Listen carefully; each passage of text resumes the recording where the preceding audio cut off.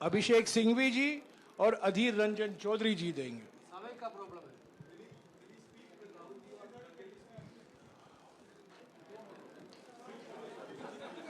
बोलने के पहले ही आप सवाल कर रहे हो,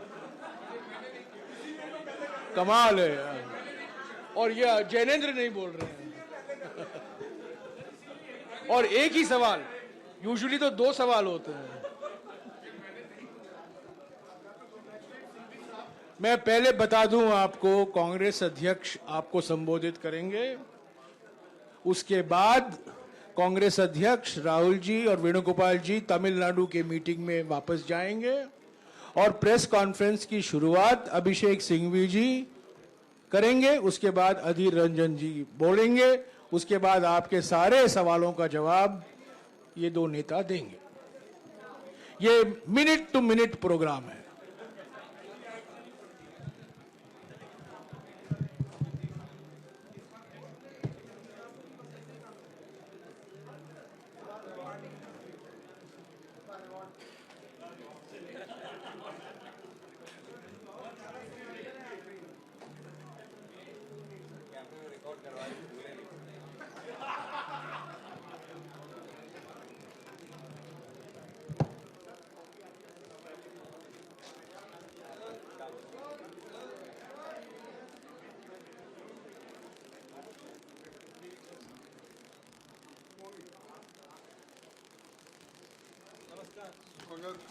Thank you. Congratulations. नमस्कार।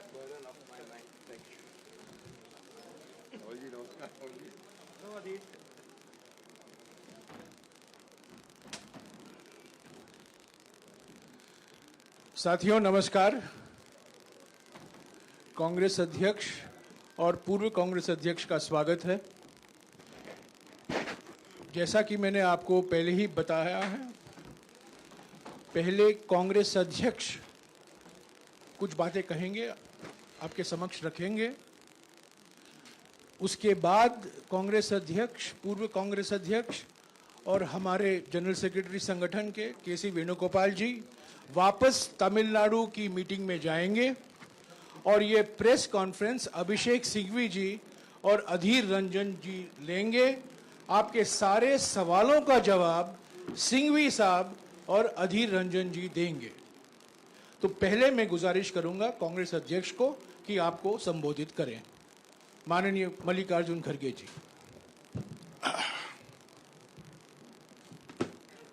राहुल जी,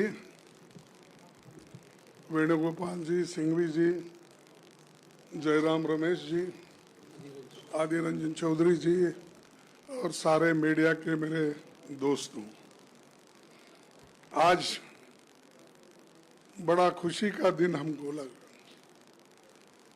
कि डेमोक्रेसी की जीत हो गई, संविधान की जीत हो गई। सत्यमेव जयते जो हमारा नेशनल सिंबल के नीचे लिखा हुआ रहता है, वो उसका जीत आज हुआ है।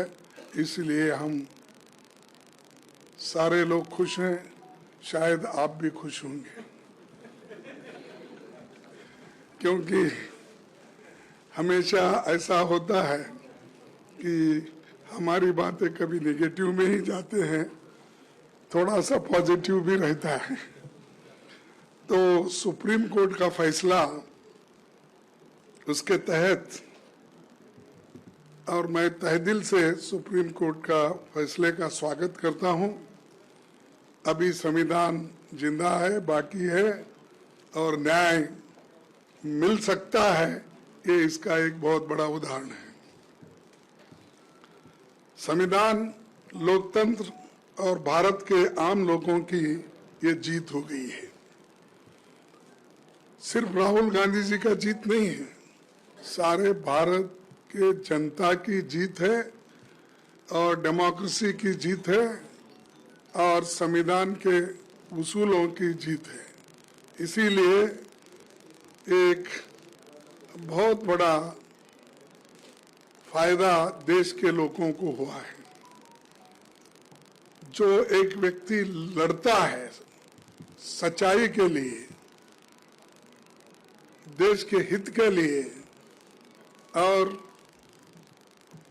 देश को मजबूती लाने के लिए, देश के युवाओं के लिए, देश में जो महंगाई बढ़ रही है, महंगाई के खिलाफ जो व्यक्ति लड़ते और लोगों को जागृत करते करते कन्याकुमारी से लेकर कश्मीर तक 4000 किलोमीटर से भी ज्यादा चल के गरीबों से मिले, बच्चों से मिले, डॉक्टर, इंजीनियर, सभी लोगों से मिले। और आज मैं समझता हूं उन सब की दुआएं हमारे साथ है, इसीलिए ये लोगों का जीत है, मैं ये कह सकता हूं। और ये तो लोकतंत्र की जीत गूंजेगी। और राहुल गांधी जी को हटाने में, डिस्क्वालीफाई करने में सिर्फ 24 घंटे में सब कुछ हुआ। अब देखेंगे अब कितने घंटे में उनको रीइंस्टेट करते हैं, क्योंकि डिस्क्वालीफाई करने के लिए तो उनको टाइम ही नहीं आया।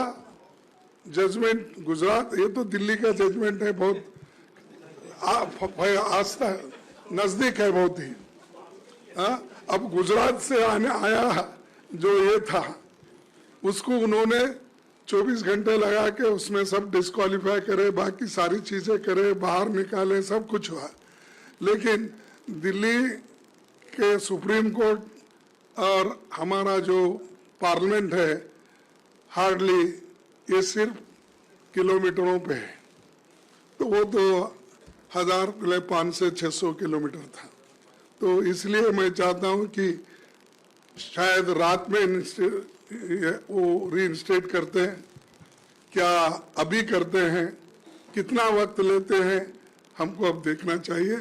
हम देखेंगे और इंतजार करेंगे। अब इतना बड़ा इंतजार किए तो ये जो बाकी उनके ऑर्डर का भी हम इंतजार करेंगे।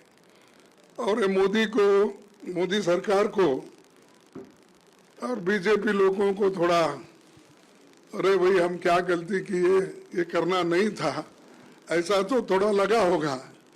चाहे वो मन में ही बोलते होंगे या बाहर बोलने को थोड़ा कष्ट होता होगा, लेकिन मैं उस पर टिप्पणी नहीं करना चाहता हूं, क्योंकि अभी आगे हमारा लड़ाई जारी रहने वाला है। तो इसलिए मैं इतना ही कहूंगा कि ये लोगों की जीत है, वोटरों की जीत है, और वायनाड के नागरिकों की और वोटर की ये जीत है। वहां के लोग भी बड़े खुश हैं और वायनाड के लोग जीत से अब सब जगह ये अपनी जीत मना रहे हैं। तो मैं ज्यादा न बोलते हुए बाकी के डिटेल में सिंघवी साहब बोलेंगे और चौधरी साहब भी बोलेंगे और राहुल गांधी जी भी एक दो शब्द कहेंगे। तो इतना कह के मैं आपको यही कहूंगा कि आप भी हमारे साथ कभी कभी खड़े होते हैं, इसीलिए आप सबको भी नमस्कार और दो शब्द कहने के लिए मैं उनसे शुक्रिया खड़गे जी। मैं राहुल जी से गुजारिश करूंगा, क्योंकि वो हमारे बीच में मौजूद हैं, वो कुछ शब्द आपके सामने रखें। राहुल जी के बाद सिंघवी साहब और अधीर रंजन जी प्रेस कॉन्फ्रेंस करें। थैंक यू खारगे जी, आप सबका यहाँ बहुत बहुत स्वागत। आज नहीं तो कल, कल नहीं तो परसों सच्चाई की जीत होती है। मगर जो भी हो, मेरा रास्ता तो क्लियर है। मुझे क्या करना है, मेरा क्या काम है, उसके बारे में मेरे दिमाग में बिल्कुल क्लैरिटी है। जिन लोगों ने हमारी मदद की और जनता ने जो प्यार और सपोर्ट दिया, उसके लिए मैं बहुत बहुत धन्यवाद करता हूँ। Thank you. शुक्रिया राहुल जी, शुक्रिया खड़गे जी। Thank you.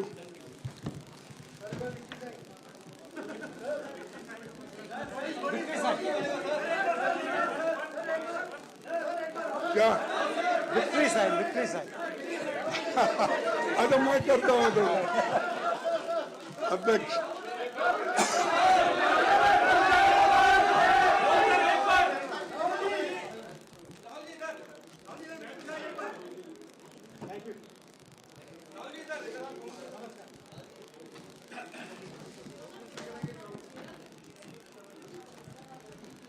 साथियों, अभी अभिषेक सिंघवी जी आपको संबोधित करेंगे।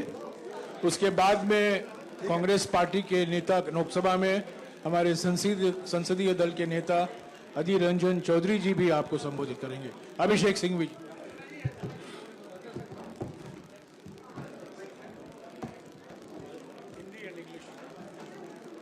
दोस्तों, शुरू करें। थोड़ा दरवाजा बंद कर लीजिए और शुरू करें। शांत हो जाएं। पीछे वाला दरवाजा। जैसा कि हमेशा करते हैं, हिंदी इंग्लिश में करेंगे। थोड़ा सब्र रखें आप, संक्षिप्ति है। शांत हो जाइए प्लीज, थोड़ा शांत हो जाइए। दोस्तों, आज सत्य साहस की जीत हुई है। ये केवल राहुल गांधी जी की जीत नहीं है, लोकतंत्र की जीत है, संविधान की जीत है और आम जनमानस की जीत है। हम आशा करते हैं अब कि भाजपा अपने एक विशेष विभाग जो है, जो कई खेल खेलता है, चालबाजी के और अन्य खेल, उस विभाग पे ताला लगाएगी।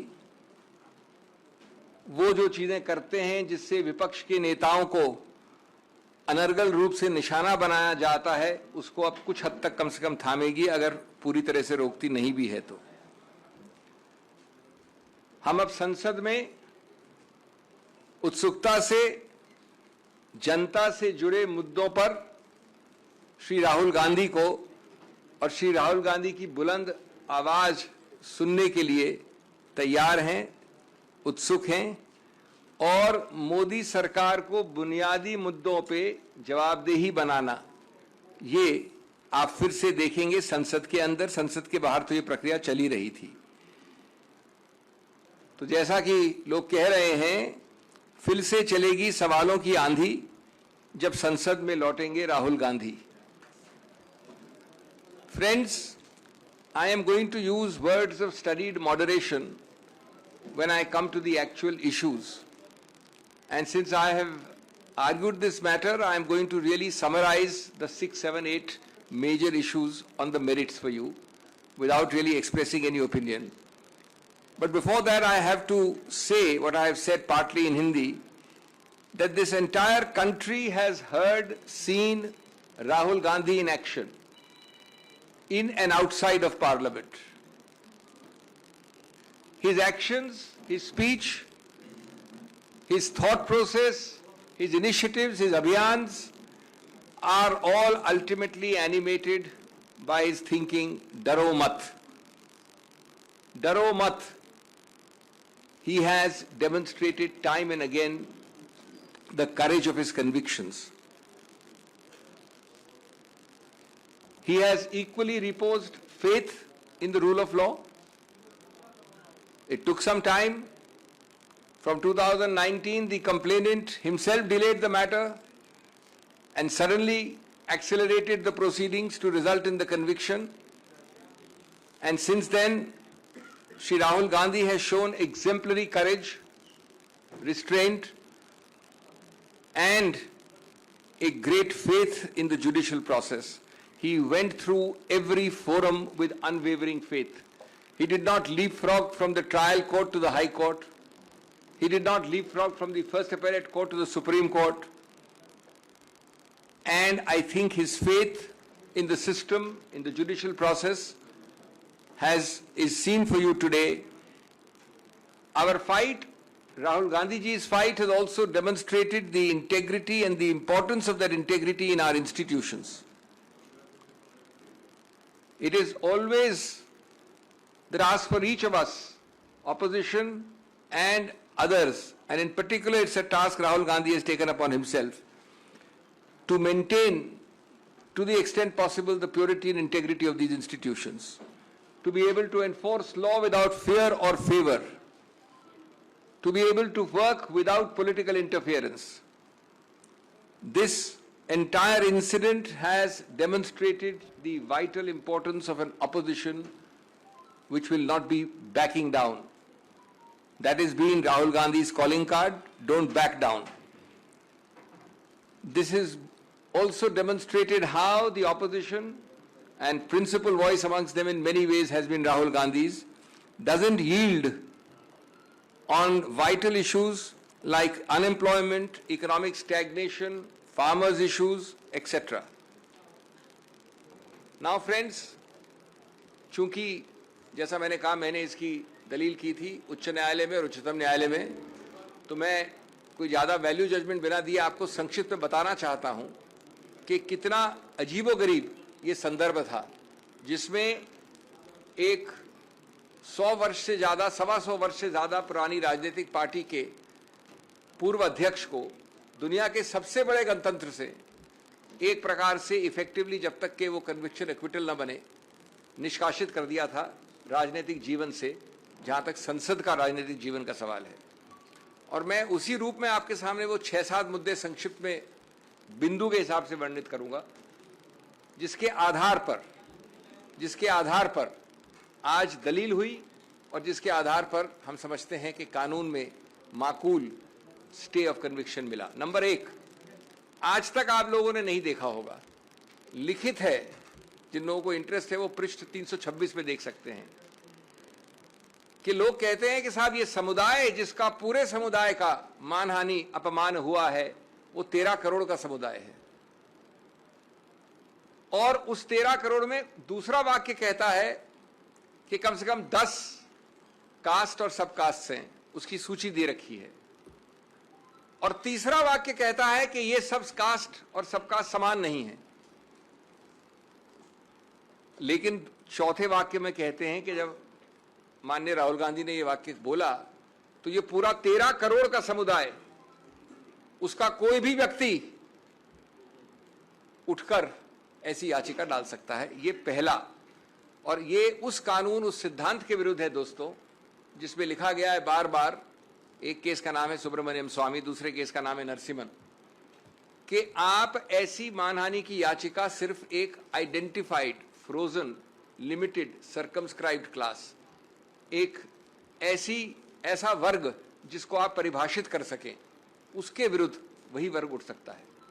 दैट इज, हमने पहला मुद्दा उठाया। दूसरा मुद्दा, माननीय उच्च न्यायालय ने एक बड़ा अजीबोगरीब वाक्य दिया है, पूरा एक पैराग्राफ इसके ऊपर लिखा है, जो ये दोनों चीजें आज तक नहीं हुई, 13 करोड़ वाली भी और जो अब मैं बोलने जा रहा हूं। कहा है कि भाई ये मॉरल टर्पिट्यूड भी है, अत्यंत गंभीर है, अत्यंत भर्त्सना योग्य ऑफेंस है।